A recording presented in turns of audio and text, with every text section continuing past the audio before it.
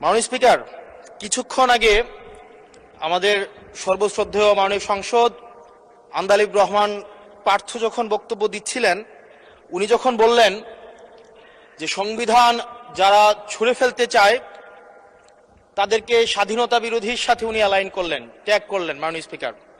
এবং তখন ট্রেজারি বেঞ্চের সম্মানিত মাননীয় মন্ত্রী যারা ছিলেন তারা সেটাকে টেবিল চাপড়িয়ে সেটাকে সমর্থন দিলেন।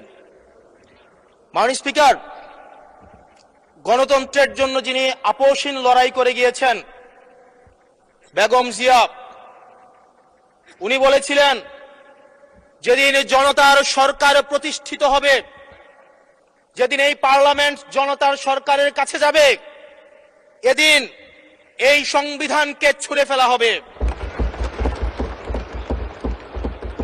ট্রেজারি বেঞ্চের যে মন্ত্রীরা ছিলেন তারা দীর্ঘদিন, তাদের সারা জীবন তারা বেগম জিয়ার সাথে রাজনীতি করেছেন।